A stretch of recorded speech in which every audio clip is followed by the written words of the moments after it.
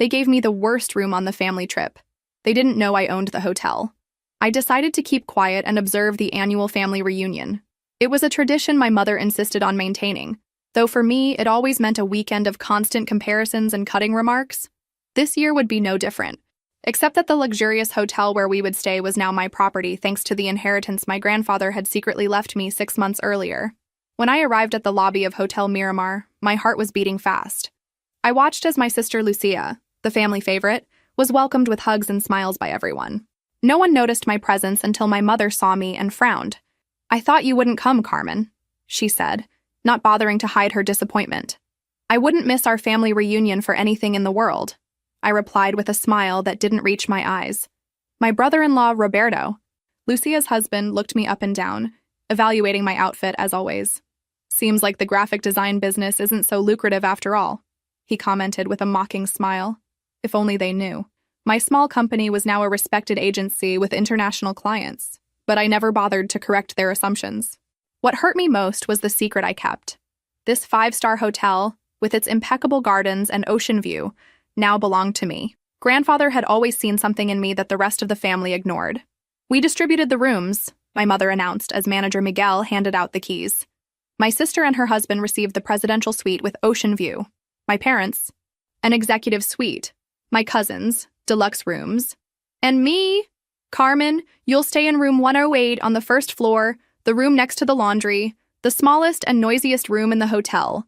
Everyone exchanged glances, some with shame, others with poorly disguised amusement. Miguel, the manager, seemed uncomfortable.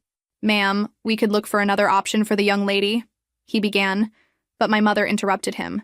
"It's not necessary. Carmen is simple. She doesn't need luxuries." I saw how Miguel looked at me with concern. He knew who I really was, but we had agreed to keep my position as owner secret during this family reunion. "It's fine, Miguel," I said calmly. "Room 108 will be perfect." I took the key and headed to the elevator, feeling my family's eyes on my back. On the way, I heard my cousin Daniela whisper, "As always, Carmen settles for the leftovers." The room was exactly as I remembered. Small, with a window overlooking the service area and the constant noise of the laundry machines. I sat on the single bed and took a deep breath. I wasn't here to confront my family or to humiliate them by revealing I was the owner. I was here to understand why they treated me this way. Why, after 30 years, they still saw me as the least valuable. That night, during the welcome dinner at the hotel restaurant, my family occupied the best table. My chair was partially hidden behind a column. While everyone ordered the most expensive dishes on the menu, I ordered a simple salad. "Can't you afford something better, Carmen?" my father asked with a mixture of mockery and pity. "We can treat you if you want." "The salad is fine. Thank you," I replied, maintaining my dignity. The conversation revolved, as always, around Lucia's achievements. Her recent promotion at the bank, her new house in the exclusive neighborhood. "Our Lucia always knew what she wanted," my mother said proudly. "Not like Carmen, who wasted her life with this drawing business." The head chef approached our table to personally greet the guests. Upon seeing me, he made a small bow that didn't go unnoticed. "Was the salad to your liking, Miss Carmen?" he asked respectfully. "Delicious, Antonio." "Thank you," I replied. My family looked at me strangely. "You know the chef?" Lucia asked, surprised. "We've crossed paths before," I replied vaguely. The truth was that I had personally hired Antonio 3 months earlier, after grandfather left me the hotel. The night progressed, and with each glass of wine, the comments directed at me became more cutting. The secret I kept was weighing on me more and more. Should I reveal the truth? What would they do if they knew that every insult, every humiliation occurred under my own roof? Miguel approached discreetly. "Miss Carmen, there's an urgent matter that requires your attention," he said quietly. "What could be so urgent for Carmen?" Roberto mocked. "Did they run out of colored pencils?" I stood up calmly, ignoring the comment. "Excuse me. I'll be back in a moment." In the private office, Miguel looked concerned. "Miss, I can't continue watching how they treat you. You're the owner of this place." "I know, Miguel, but I need to understand something before revealing the truth. There's a family wound that's been open for a long time." I looked out the window at the dark sea, and I think I'm close to discovering why my family hates me so much. I returned to the table where my family continued enjoying exclusive desserts. My cousin Javier was in the middle of a story about his recent purchase of a sports car when my Aunt Elena, always the most observant, asked me, "What did that employee want with you? Carmen? Do you know him from somewhere?" I felt all eyes fix on me. Just a confusion with the reservation, I replied casually, taking a sip of water. Typical of Carmen, Lucia murmured to Roberto loud enough for me to hear. Always causing problems. That night, when everyone retired to their luxurious rooms, I stayed in the deserted lobby. Miguel approached with a cup of tea. Your grandfather would be proud of you, he said quietly. Don Ernesto always knew you would be the one to best care for his legacy. I smiled melancholically. My grandfather was the only one who saw something special in me. Sometimes I wonder if he wasn't mistaken. Miguel shook his head firmly. In the few months you've been running the hotel, you've implemented more improvements than any previous owner. The staff respects you. Don Ernesto wasn't mistaken. The next day, during the breakfast buffet, I noticed that several staff members greeted me with disguised respect. My family was too busy serving themselves the most exclusive delicacies to notice. Carmen, are you only eating that? My mother asked, looking at my plate of fruit and yogurt. That's why you're so thin. You look sick. I'm perfectly healthy, Mom, I replied. I simply prefer to start the day with something light. Roberto burst out laughing. Light? Actually economical. I bet you calculate every penny you spend. The comment provoked laughter at the table. I took a deep breath and focused on my breakfast. It wasn't the moment for revelations. The morning passed with activities. A tour of the hotel, time at the pool, massages at the spa. Of course, my parents had organized everything so that Lucia and her husband received the best treatments. For me, there were only leftovers. I'm sorry, but it seems there's no more space for the premium massage, my mother informed me with false disappointment. You'll have to settle for the basic massage. Later, I discovered that she had deliberately canceled my reservation for the premium treatment, claiming it would be a waste on Carmen.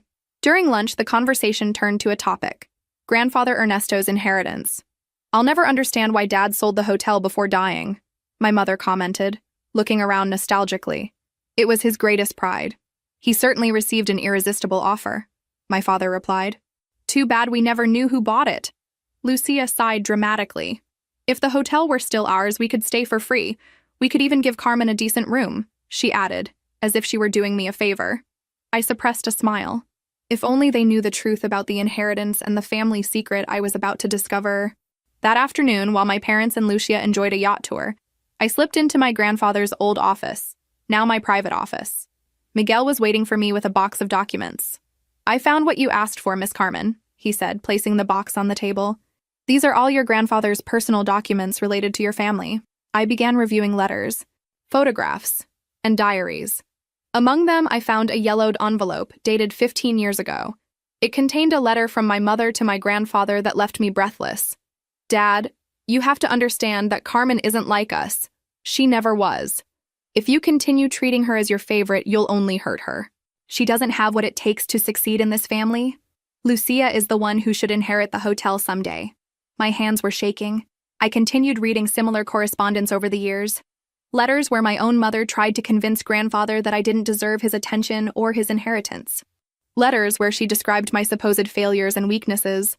A handwritten note from my grandfather, never sent, responded, Isabel, it saddens me to see how you treat your own daughter.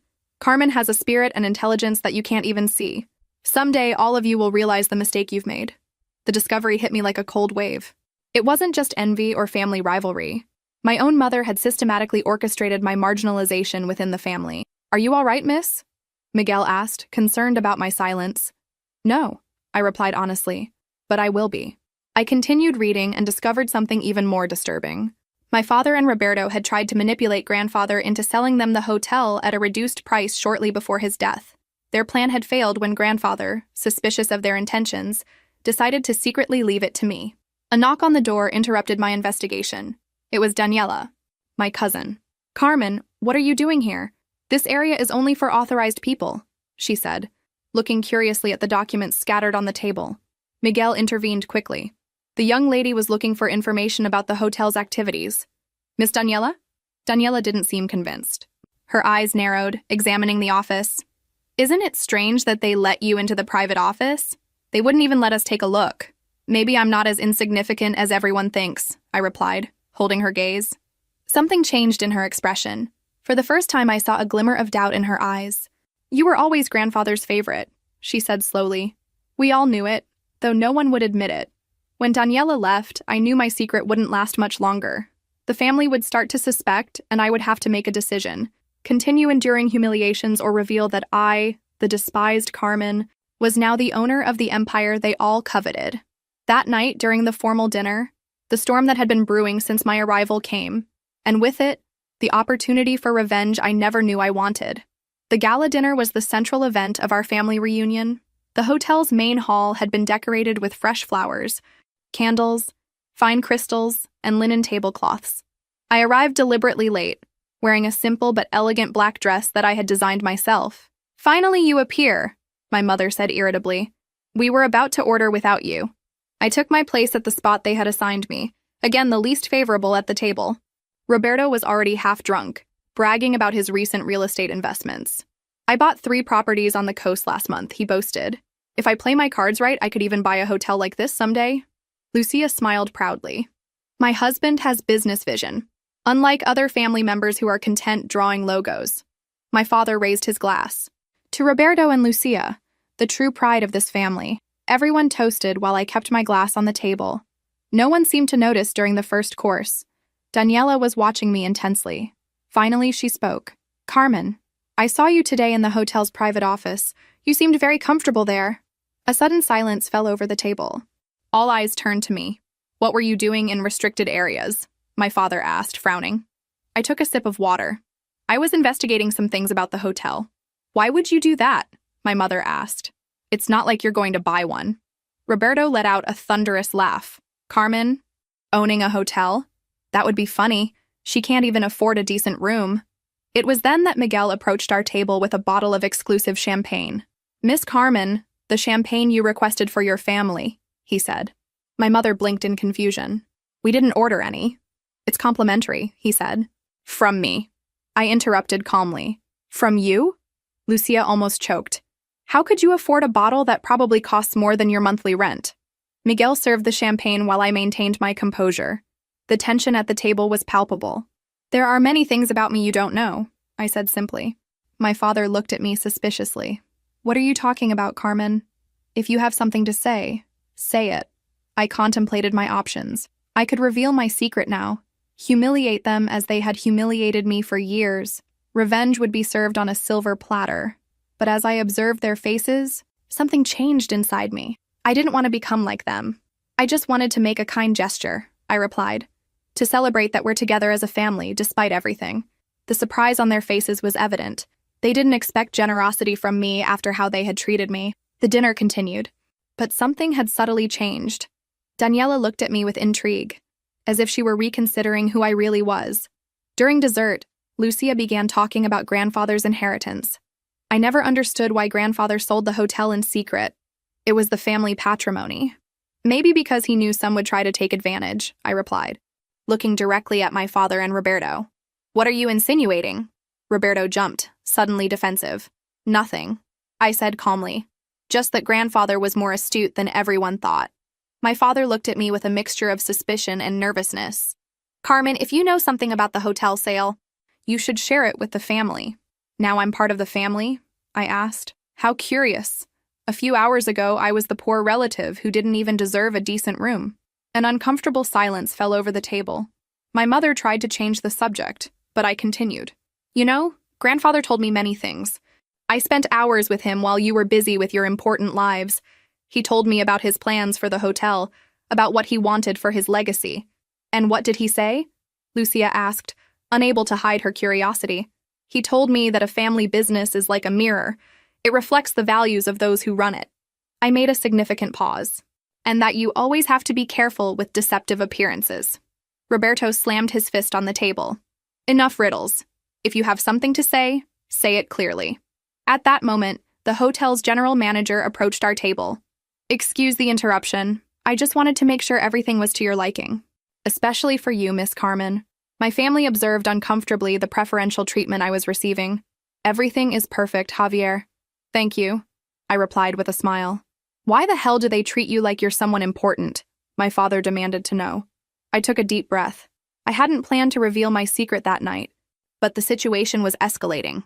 I had to make a decision. "Because they know my work," I replied. "They simply respect what I do." "Drawing logos?" Roberto mocked. I design corporate identity for international companies, I corrected. My agency has clients on 3 continents and 30 employees. Last year, our revenue exceeded $3 million. The surprise on their faces was immediate. My mother almost dropped her glass. You're lying, Lucia accused. If you were so successful, you would have bragged about it.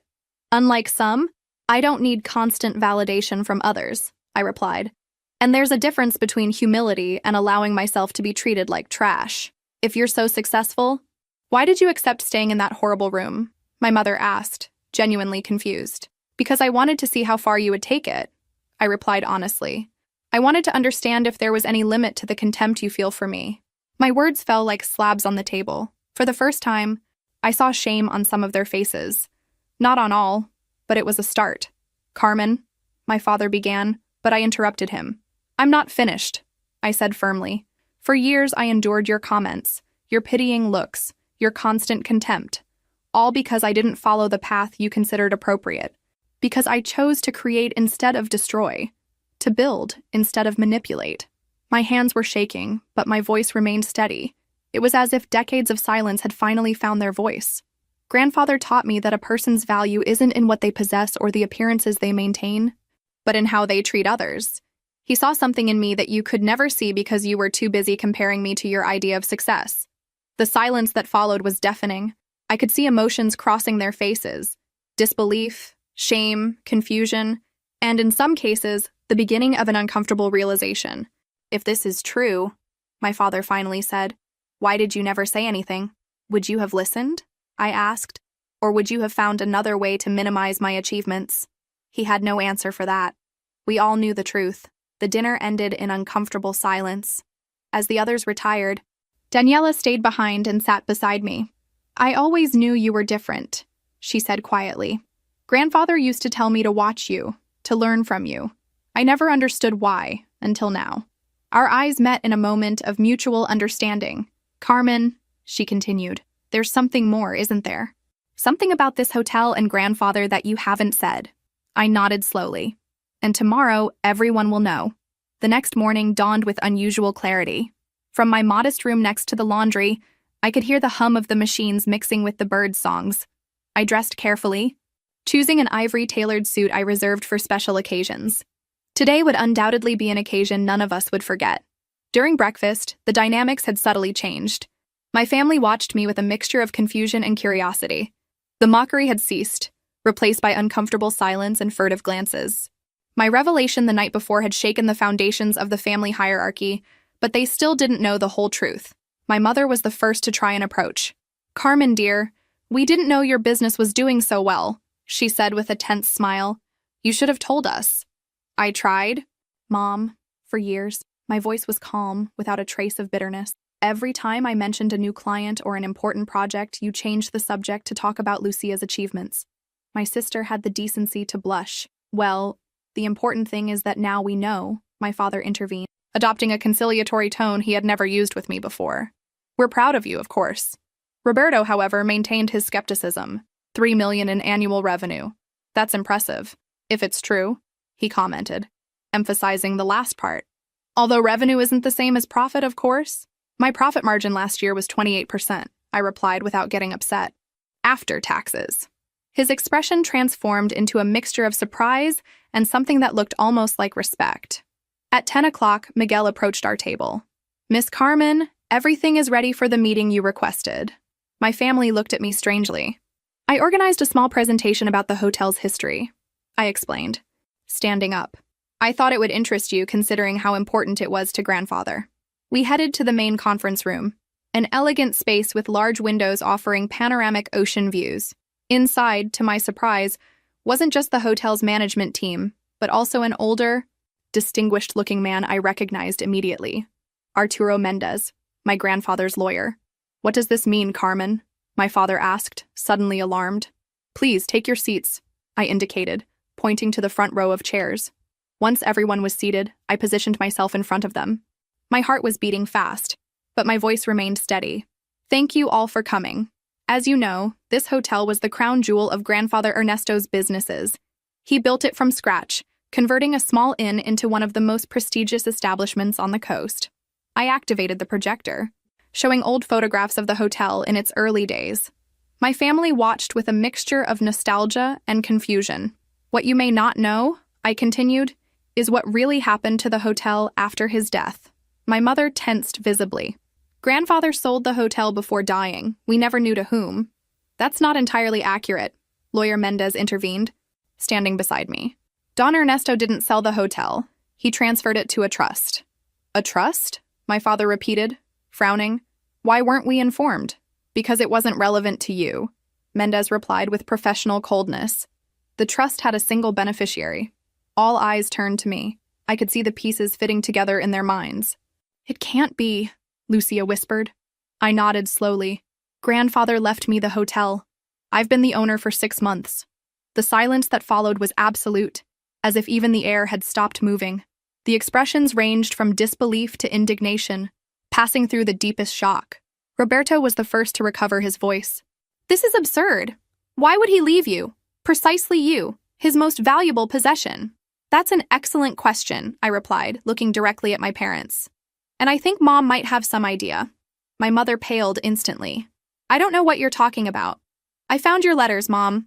The ones you wrote to Grandfather, trying to convince him that I didn't deserve his attention, or his inheritance.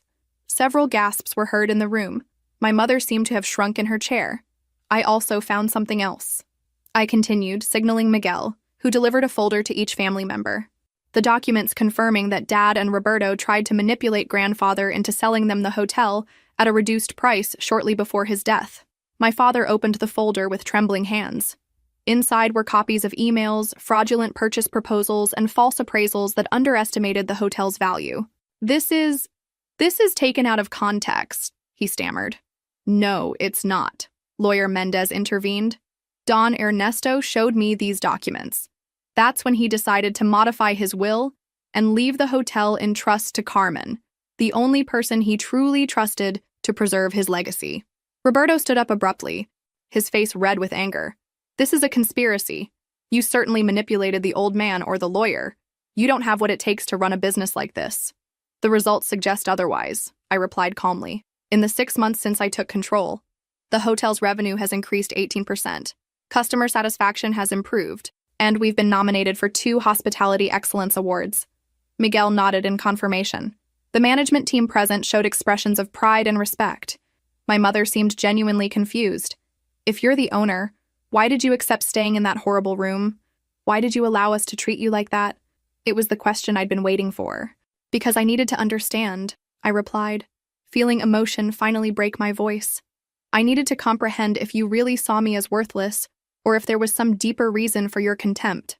The tears threatened to flow, but I stayed strong, and what I discovered was even more painful than I imagined. It's not that you believed I had no value, it's that you feared what would happen if others saw my value, especially Grandfather. My mother lowered her gaze, unable to sustain mine. The letters show clearly, Mom. You couldn't stand that Grandfather loved me. You couldn't accept that he saw something special in me. Why? What did I do to deserve this?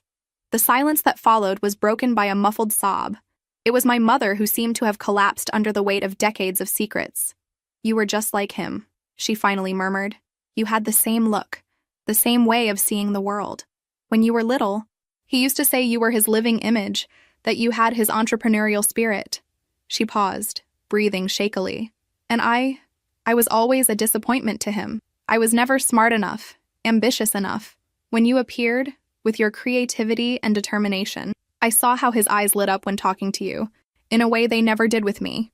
The revelation fell like a bomb in the room. Decades of resentment, of maternal jealousy, of a competition I never knew we were having. So you decided to make sure I never shone, I concluded, feeling a mixture of understanding and pain. You convinced the whole family that I was less, that my dreams weren't worth it. My mother didn't deny it. She couldn't. And you? I addressed my father. You saw a business opportunity. If I stayed marginalized from the family, I wouldn't be a threat to your plans with the hotel. My father seemed to have aged 10 years in the last few minutes. Lucia, meanwhile, remained silent, apparently processing everything she had just discovered about our family dynamics. It was then that I made the most important decision of all. Despite everything, I said finally, breaking the dense silence that had fallen over the room, I'm still part of this family. My words seemed to float in the air, unexpected and disconcerting for everyone present. We're not here for a settling of accounts, I continued. I could have humiliated you from the beginning, expelled you from the hotel, or treated you as you treated me, but that would only perpetuate the cycle of resentment that has poisoned this family for too long. My mother looked at me with red eyes, a mixture of shame and amazement on her face. When grandfather left me this hotel, I didn't completely understand why he did it. Now I know. It wasn't just about the business. It was about giving us a chance to heal. I walked to the large window that dominated the room, contemplating the sea that stretched before us. The same sea my grandfather contemplated every morning from his office. Grandfather left something else in the trust, I announced, turning to them. A letter that should be delivered to the family 6 months after I took possession of the hotel. That is, today. Lawyer Mendez nodded and took an envelope from his briefcase. He handed it to me solemnly. This is Don Ernesto's last wish, beyond the legal aspects, Mendez explained. He specifically requested that it be read in the presence of the entire family. My hands trembled slightly as I opened the envelope. I extracted the pages written in my grandfather's unmistakable handwriting and began reading aloud. Dear family, if you are hearing these words, it means Carmen has assumed her role as owner of Hotel Miramar, and the time has come for you to know my true reasons. This hotel represents my legacy, but a legacy is not just walls and business. A legacy is also the values we transmit to the generations that follow us. For years, I watched sadly as our family fragmented. I saw the contempt for Carmen, the person who, ironically, most resembles me in spirit and vision. Isabel, my dear daughter, always tried to prove her worth to me by competing with her own daughter. It wasn't necessary. I loved her for who she was, not for who she believed she should be to impress me. Roberto and Lucia built their lives on appearances and superficial ambitions. True success is not measured in properties or status, but in the integrity with which we live. I left the hotel to Carmen not only because I trust her ability to manage it, but because I trust her heart to heal our family's wounds. My last wish is that you use this revelation as an opportunity to reflect, to acknowledge past mistakes and build a future where mutual respect replaces contempt, where family love is stronger than individual ambitions. The hotel now legally belongs to Carmen, but spiritually belongs to all of you if you're willing to build a new family dynamic based on respect and acceptance. With eternal love, Ernesto. When I finished reading, several people in the room, including the hotel staff, had tears in their eyes. The silence that followed was charged with emotion, with realization, with truths denied for too long. My mother was the first to speak. All this time, she murmured, all this time competing with my own daughter, trying to prove something to a father who already loved me. She stood slowly, and to my surprise, approached me with a voice broken by emotion. Carmen, I don't know if you can ever forgive me. I was a terrible mother, blinded by my own insecurities. I saw in her eyes something I had never seen before, genuine recognition, vulnerability, and the beginning of deep regret. My father, meanwhile, seemed devastated. Your grandfather was right, he admitted almost to himself. I built my whole life trying to impress others, forgetting what really matters. Lucia remained seated, silent, with an indescribable expression. Finally, she stood and walked to me. I never understood why grandfather preferred you, she said slowly. Now I see. While I sought his approval, you sought his wisdom. While I wanted his money, you wanted his legacy. There was no hostility in her voice, just a sad acceptance. Roberto, however, didn't seem moved. He stood abruptly, his face red with indignation. And I suppose now we should feel guilty? That we should congratulate you for inheriting an empire you didn't build? He looked at Lucia, expecting her support, but she remained by my side. Roberto, I said calmly, the hotel is legally mine. That won't change. But what we do from here as a family depends on all of us. Lawyer Mendez cleared his throat discreetly. Actually, there's an additional codicil in the will that we haven't discussed yet. We all turned to him surprised. Don Ernesto established that, at Carmen's discretion, and solely at her discretion, she could assign minority stakes in the hotel to other family members, provided they demonstrated commitment to the values he defended. The revelation fell like a bomb. My family now looked at me with a mixture of hope and fear. I'm not seeking servility in exchange for shares, I clarified. What grandfather wanted was genuine reconciliation, not motivated by economic interest. What do you propose then? My father asked with a tone suggesting he was really willing to listen. I took a deep breath. This was the moment I'd been waiting for. the opportunity to transform pain into something constructive. I propose that we acknowledge the truth. We're a dysfunctional family that has caused real harm to its members. We can't erase the past, but we can decide how our future will be. I paused, looking each one in the eyes. The hotel will continue under my direction, but I'm willing to create a family council where everyone has a voice, not for operational decisions, but to ensure grandfather's legacy endures in philanthropic works, in community help, in the values he defended. And the shares? Roberto asked, still skeptical. They'll be earned over time, I replied firmly. Not with flattery to me, but with actions that demonstrate you truly understood grandfather's message. My mother approached and, with some hesitation, took my hands in hers. I don't deserve a second chance, she said, with tears running down her cheeks. But if you're willing to give me one, I promise I'll do everything possible to be the mother I should have been from the beginning. I felt my own tears surfacing. Years of longing for the maternal love I never received manifested in that moment of shared vulnerability. That's all I ever wanted, Mom, I replied softly. My father joined us, followed by Lucia. Roberto remained distant, observing the scene with a mixture of confusion and resentment. I need time to process all this, he said finally, heading to the door. Take all the time you need, I replied. The door will be open when you're ready. After Roberto left, the atmosphere in the room changed. It was as if an invisible weight had been lifted, allowing us to breathe freely for the first time in decades. The hotel staff, who had witnessed the entire scene, seemed deeply moved. Miguel discreetly began indicating they should leave us alone for this family moment. When we were left with just us and lawyer Mendez, Lucia spoke. What do we do now? How do we begin to repair so much damage? With honesty, I replied. Grandfather used to say that family wounds only heal when they're exposed to air. We've kept this resentment in darkness for too long. My father nodded slowly. You have his wisdom, Carmen. You always have. Mendez stood up, collecting his briefcase. My work here is finished. Don Ernesto would be proud of how you handled this, Carmen.